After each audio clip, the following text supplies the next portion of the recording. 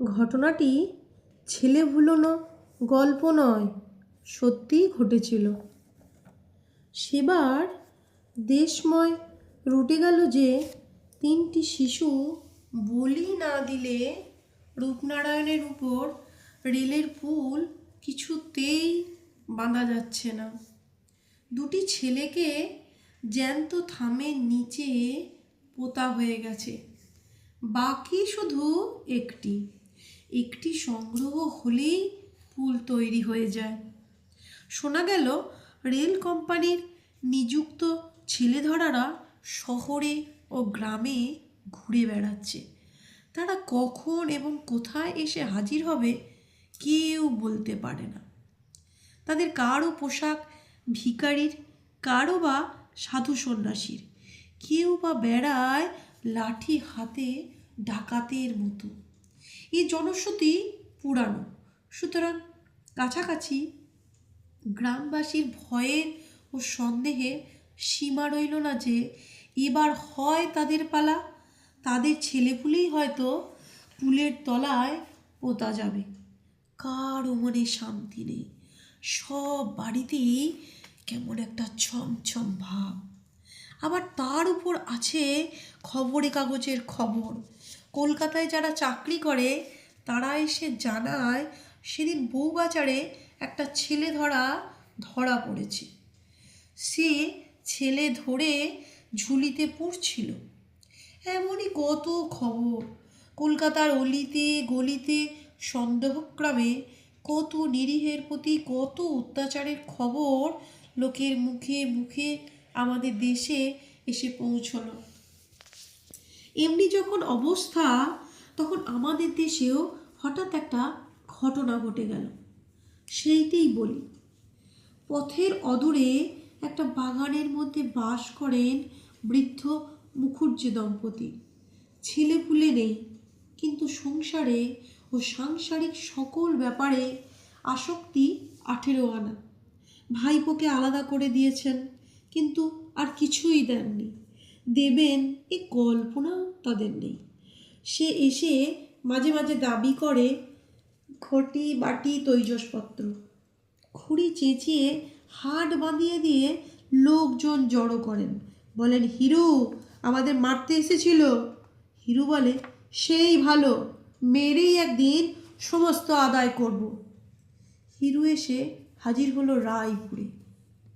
ঘর কয়েক গরিব মুসলমানদের পল্লী। অনেকের ধারণা তারা পারে না এমন কোনো কাজ নেই, শুধু পুলিশের ভয়েই শান্ত হয়ে থাকে। হিরু বললে, বড়ে মিয়া, এই নাও 2 টাকা আগাম, তোমার আর তোমার ভাইয়ের। কাজ উদ্ধার করে দাও, আরও বকশিস পাবে। টাকা দুটি হাতে নিয়ে লতিফ মিয়া হেসে বললে, কি কাজ বাবু? হিরু বললে, এদেশে কে জানে না তোমাদের 2 ভাইয়ের কথা? লাঠির জোরে বিশ্বাসদের কত জমিদারি হাসিল করে দিয়েছ, তোমরা মনে করলে পারো নাকি? লতিফ মিয়া রাজি হলো। লতিফ মামুদ 2 ভাই সাজ পোশাক পরে আজই গিয়ে খুড়োর বাড়িতে হানা দেবে ঠিক হয়ে গেল। পিছনে থাকবে হিরু। একাদশী সারা দিনের পর দাওয়ায় ঠাই করে দিয়েছে জগদম্বা। মুখুজ্জে মশাই বসেছেন জলযোগে, সামান্য ফল মূল ও দুধ। বেতধাত একাদশীতে অন্নাহার সহ্য হয় না। পাথরের বাটিতে ডাবের জলটুকু মুখে তুলেছেন। এমন সময় দরজা ঠেলে ঢুকলো 2 ভাই, লতিফ আর মামুদ। ইয়া পাগড়ি, ইয়া গালপাট্টা, হাতে 6 হাতি লাঠি, কপাল জোড়া সিঁদুর মাখানো। মুখুজ্জেদের হাত থেকে পাঠি দুম করে পড়ে গেল।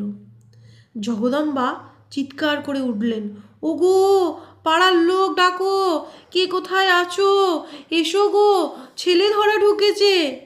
সম্মুখে ছোট মাঠটায় ঘর কেটে ছোট ছোট ছেলের দল রোজ ফিঙে খেলে, আজও খেলছিল।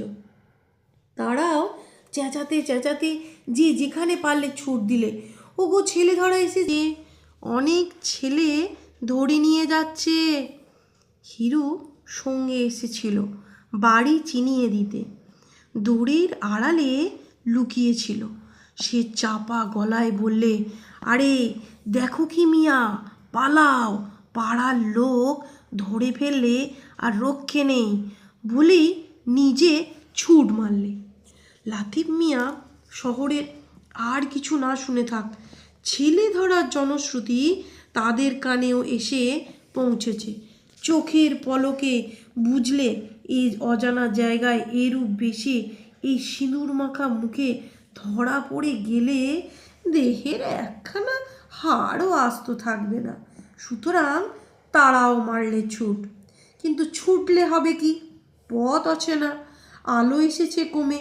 চতুর্দিক থেকে কেবল বহু কণ্ঠের সমবেত চিৎকার, ধরে ফেল, ধরে ফেল, মেরে ফেল বেটাদের। ছোট ভাই মামুদ কোথায় পালালো ঠিকানা নেই, কিন্তু বড় ভাই লতিফকে সবাই ঘিরে ফেলল। সে প্রাণের দায়ে কাঁটা বন ভেঙে লাফিয়ে পড়ল একটা ডোবায়। তারপর সবাই পাড়ে দাঁড়িয়ে ছুটতে লাগলো ঢিল।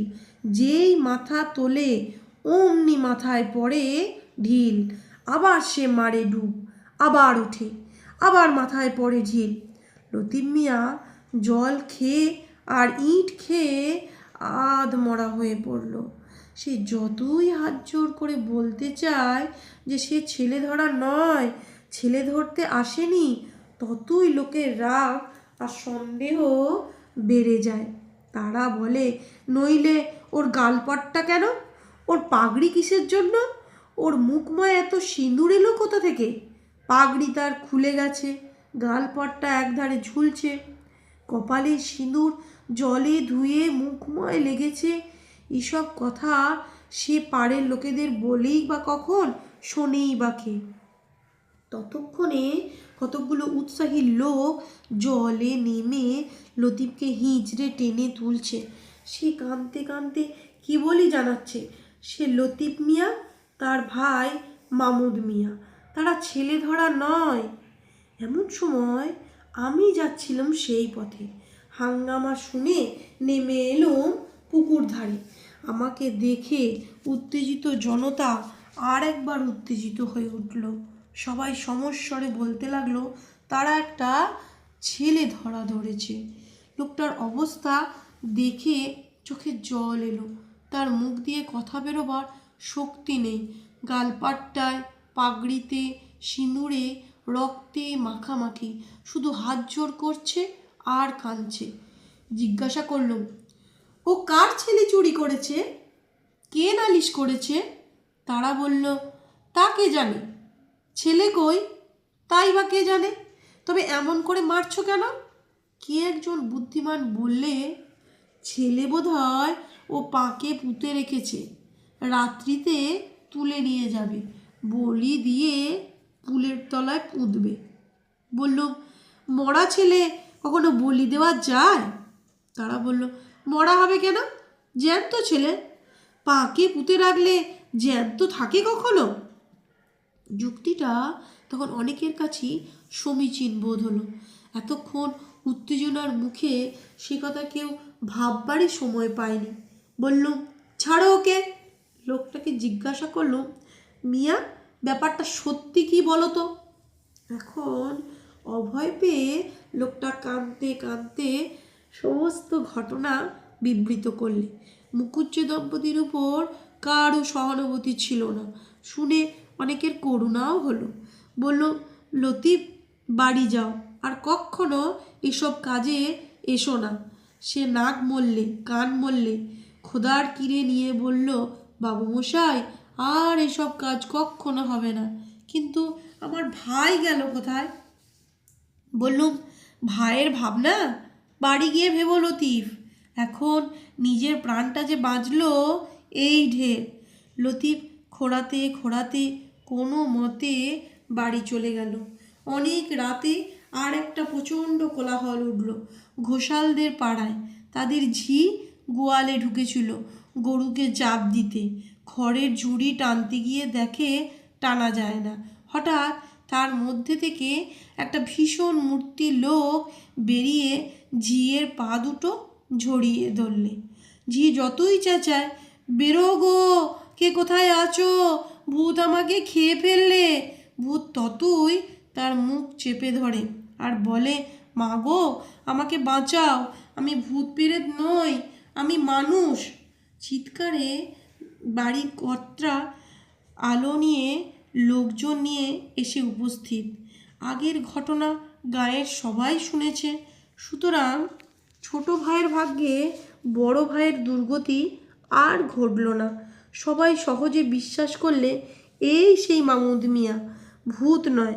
ঘোষালটাকে ছেড়ে দিলে, শুধু তার সেই পাকা লাঠিটি কেড়ে নিয়ে বললে, ছোট মিয়া, সমস্ত জীবন মনে থাকবে বলে এটা রেখে দিলুম। মুখের ওইসব রং টং ধুয়ে ফেলে এখন আস্তে আস্তে ঘরে যাও দেখি।